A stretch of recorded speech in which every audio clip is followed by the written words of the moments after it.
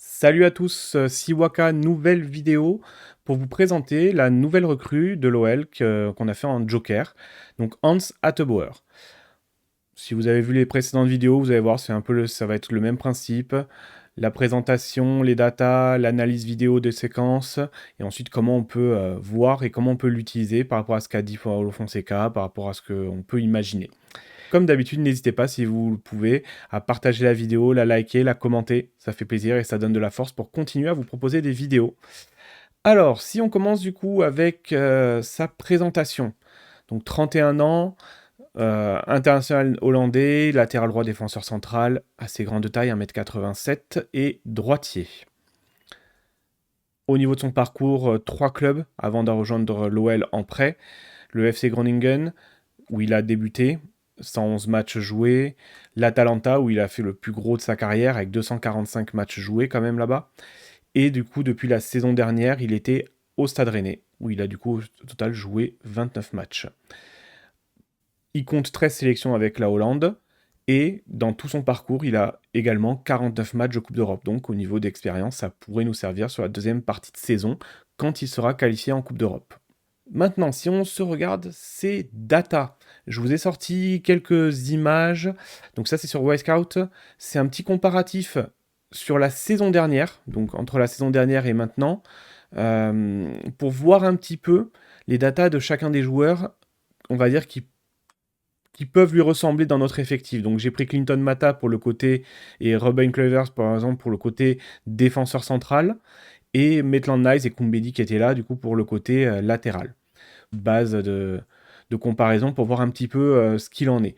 Déjà, première chose qu'on peut constater quand on regarde ces datas, c'est qu'au niveau des duels défensifs gagnés et les duels aériens gagnés, il est extrêmement proche de ce qu'avait Ruben Kluivert la saison dernière et donc jusqu'à maintenant.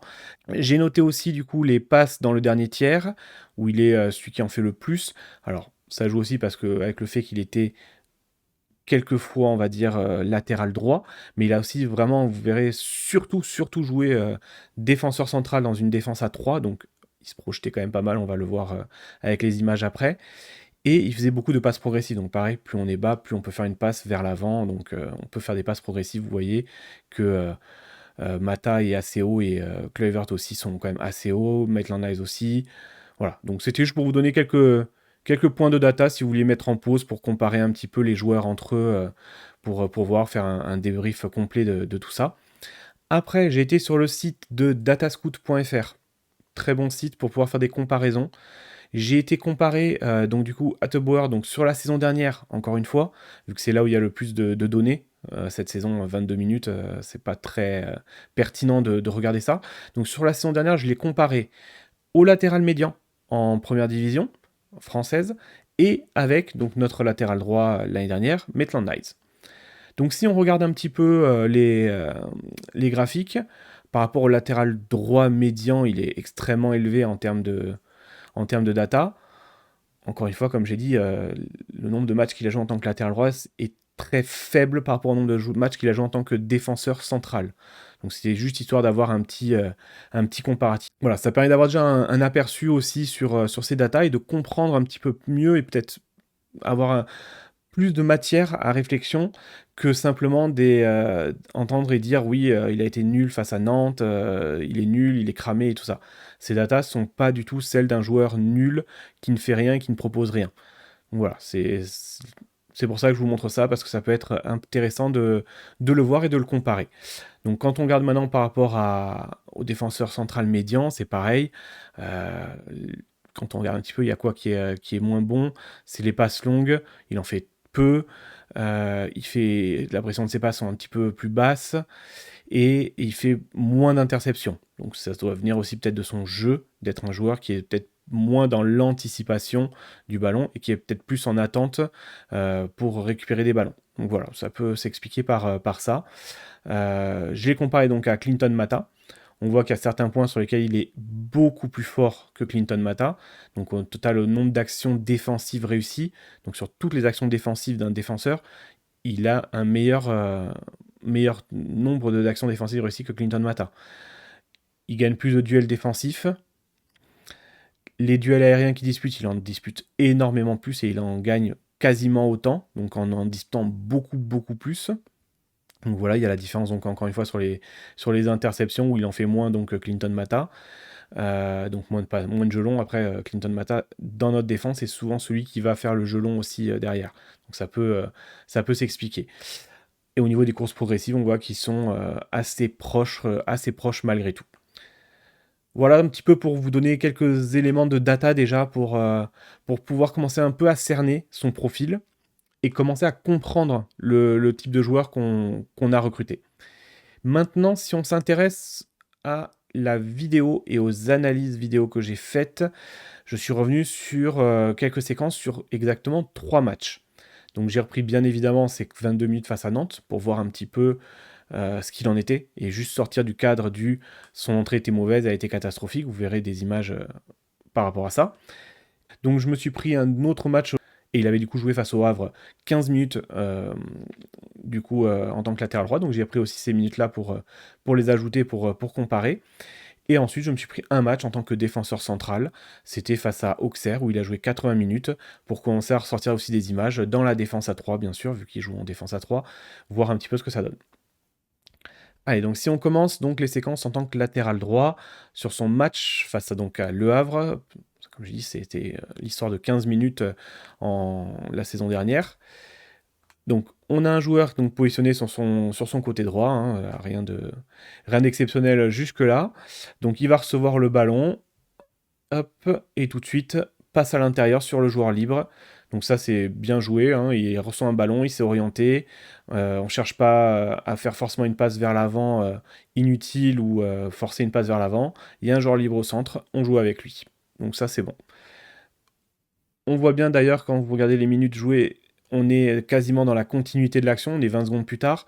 Le ballon est au milieu de terrain, lui, il s'est projeté. Vous voyez qu'il est assez haut sur le terrain, hein, du coup, en tant que latéral dans son équipe. Donc il est assez haut sur le terrain, seul, il va recevoir le ballon. Et là, très rapidement, il va y avoir des déplacements devant lui. Donc il va faire une passe intérieure sur son attaquant, qui est assez seul aussi, donc ça, c'est très bien joué. Il aurait pu, du coup, soit faire un débordement, soit faire toute une passe aussi sur l'extérieur, sur le joueur qui était en train de venir prendre l'espace sur l'extérieur. Il a fait une passe à l'intérieur, c'est très bien. Moi, ça me convient à ce niveau-là. C'était, je pense, le meilleur choix dans ce cas-là. Autre séquence, quelques minutes après, ballon toujours au milieu de terrain, il s'écarte, il est sur son côté assez seul encore une fois, il y a de l'espace devant lui. Il va recevoir le ballon, et là, projection vers l'avant, on se projette. Pas besoin de pousser l'effort plus que ça. Il y a un joueur libre dans l'axe. Et ben, il va faire la passe dans l'axe sur le joueur libre, hein, qui va pouvoir emmener le ballon dans la surface arrière. Ça va finir cette action sur un but d'ailleurs. Donc bien joué de sa part, parce qu'au final c'est lui qui est à l'origine de cette action-là. Il aurait pu faire une passe, comme j'ai dit encore une fois, sur l'extérieur. Bon, c'est possible, mais du coup la passe intérieure était, je trouve, mieux jouée et plus intéressante dans ce cas-là. Voilà. Vous voyez, hein, c'était vraiment très rapide, hein, il n'a pas beaucoup d'éléments sur le jeu de côté droit, ça fait un petit moment qu'il n'a pas joué sur ce côté-là, donc voilà.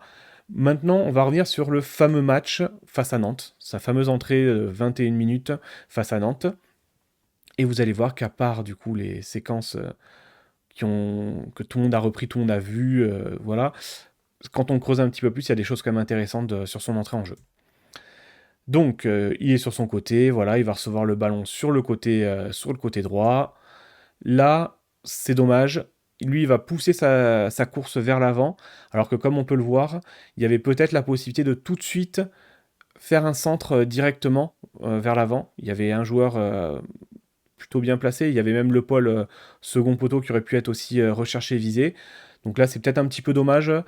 Au vu du score, je pense qu'il y a aussi ce côté, on a tentative de garder le ballon, de faire tourner, voilà, il a avancé un petit peu, il revient vers l'arrière, on garde le ballon, mais on a un joueur qui, malgré tout, en fin de séquence, reste très haut sur le terrain. Donc on n'est pas sur un joueur qui n'est pas capable de jouer haut, qui joue seulement en tant que troisième défenseur. Il est capable, s'il joue latéral, d'être assez haut sur le terrain, de proposer, de faire des choses. Autre séquence, donc il est sur le côté, il va recevoir le ballon, il va tout de suite le remettre dans la course de son équipier, donc ça c'était bien joué. Là, début de séquence, Il est en phase défensive assez proche de son axe central. Euh, il va se décaler vers l'intérieur du terrain parce que du coup, son équipier, lui, va partir vers l'extérieur. Donc, il va faire une proposition intérieure pour recevoir le ballon. Donc, encore une fois, là, vous pouvez penser à ce que peut faire des fois Maitland Nice chez nous, un latéral qui revient bien à l'intérieur aussi. Voilà, on voit bien qu'il est capable aussi de proposer ce genre de choses. Et donc là, il va recevoir le ballon, même s'il n'était pas bien orienté pour le recevoir, parce que je pense qu'il n'avait pas prévu de recevoir ce ballon à ce moment-là. Il pensait peut-être que le ballon allait plutôt aller sur le côté et ensuite lui arriver dessus dans un second temps. Il va quand même récupérer le ballon assez seul au milieu de terrain. Nouvelle séquence, il est en position offensive, Rennes a le ballon. Il va faire une passe sur le côté complètement et il va se projeter. Il va continuer de se projeter. Gros démarrage et grosse projection vers l'avant. Malheureusement, ça va rejouer derrière. Encore une fois, comme j'ai dit tout à l'heure, certainement un peu de gestion, on essaye de faire tourner le ballon. Mais lui s'était projeté, il avait fait un appel vers l'avant pour déborder. Autre situation, encore une fois, il a le ballon dans les pieds, il va donner le ballon sur le côté et il va encore une fois se projeter. Et cette fois-ci, il va être servi en échange. Il va rentrer dans la surface et faire un centre. Malheureusement, son équipier ne va pas réussir à reprendre le ballon. Mais voilà, ça c'était bien joué. Il s'était projeté directement avec une deuxième course et il avait tout de suite fait un centre plutôt bon vers son équipier. Et là, c'est la fameuse dernière situation où Nantes a égalisé. Donc là, c'est après, hein, donc après qu'il ait fait la main, du coup, que le ballon a rebondi et que les Nantais commençaient déjà à aller tous vers l'arbitre. Là, c'est une erreur d'appréciation de sa part, effectivement. Est-ce que le fait qu'il soit sur son pied gauche l'a fait hésiter? Je ne sais pas. Mais en tout cas, c'était effectivement une erreur parce que là, il aurait dû tout simplement dégager le ballon. Dans cette situation. Si on nommait le fait que l'arbitre aurait sifflé potentiellement une main derrière, qu'importe, juste sur cette situation, cette séquence-là, il aurait certainement dû juste simplement faire un dégagement dans, sur la ligne de touche, là, comme j'ai indiqué. Mais lui, en fait, il va essayer de garder le ballon dans l'aire de jeu pour essayer de garder le ballon. Malheureusement, ben, en faisant ça, il s'est fait prendre le ballon. Et après, ben, ça va être le reste de la séquence où ça va partir en arrière, le centre. Voilà. Difficile de lui en vouloir qu'à lui sur cette séquence-là, parce que si vous vous souvenez de tout le reste de la situation, il n'y a rien qui va de toute l'action. Hein, donc franchement, difficile de lui en vouloir qu'à lui sur cette situation-là. Mais bon, il a malheureusement participé sur cette situation-là à ne pas être attentif et pas être correctement dans l'esprit du jeu, on va dire. Dans ce cas-là, il aurait fallu effectivement dégager un ballon dans la tribune et on n'en parlait plus. Et après, ben, peut-être l'arbitre revenait sur la main ou pas, mais au moins sur cette situation-là, il n'y aurait pas eu cette opportunité, on va dire, donnée à l'adversaire. Donc ça, ce sont ces séquences de jeu pour voir un petit peu comment il se déplace, comment il est capable encore d'avancer, de faire des choses sur le côté, de proposer des choses. Donc là, on va maintenant voir une séquence plutôt en tant que défenseur central. Donc c'était un match face à Auxerre. Donc il a joué 80 minutes en tant que troisième défenseur central. Donc si on commence, donc voilà, je vous ai mis déjà le début, son positionnement dans la ligne de 3, donc côté droit, axe côté droit du coup. Hop. Là, c'est une séquence où ils se font, on va dire, un peu prendre en compte les Rennais. On le voit, il est plein axe. Et là, il va suivre la course de son adversaire, parce que du coup, la balle va arriver à cet endroit. Il va suivre la course de son adversaire, et il va simplement contrôler avec son corps l'adversaire, et que le ballon va sortir, du coup, en 6 mètres derrière. Ça, c'est une petite séquence défensive. Si on regarde un petit peu des séquences avec ballon, là, on est encore une fois, il est troisième défenseur central. Vous avez Assignon qui est quasiment dans la surface devant lui. Donc lui aussi, il se projette, il s'avance. Et donc, comme Assignon est dans l'axe, c'est lui qui va permuter et va prendre le côté droit de l'attaque. Donc, il va recevoir le ballon dans le côté droit, dans l'espace. Et là, il aurait pu effectivement provoquer et aller sur le côté comme un latéral. Il va plutôt rejouer intérieur. Là, c'est encore une fois, je pense qu'il y a ce côté réflexe de se dire. Il est latéral, il n'est pas latéral, il est défenseur central aussi, malgré tout. Donc il faut faire attention au positionnement, mais on voit bien qu'il est quand même capable de s'avancer. Là, si vous pensez par exemple et qu'on compare avec comment Kluivert joue en tant que latéral droit, même si on avait vu qu'il était surtout dans la ligne de 3 derrière, il y avait très peu de progression vers l'avant avec le ballon balle au pied, très peu de déplacement vers l'avant et très peu de progression assez haute sur le terrain. C'est pas du tout le même style de jeu. On a un joueur qui est capable de jouer sur le côté droit et il nous le montre en fait. Haute séquence, encore une fois, le ballon va lui arriver, il est encore positionné sur le côté droit. Et là, il va jouer intérieur sur son attaquant et il va en plus de ça se projeter en suivant sa passe pour, euh, pour proposer une nouvelle solution, comme vous pouvez le voir là. Donc ça, c'est intéressant aussi hein, d'avoir un joueur qui est capable de rentrer dans l'axe et d'aller vers l'avant aussi quand il peut. Séquence de relance classique, hein, il est dans la défense à 3, il est le plus haut des 3 défenseurs.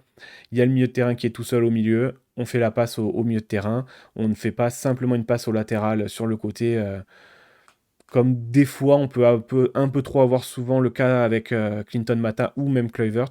On prend aucun risque, on fait la passe sur le côté parce que c'est moins risqué. Lui, il est capable de faire une passe dans l'axe.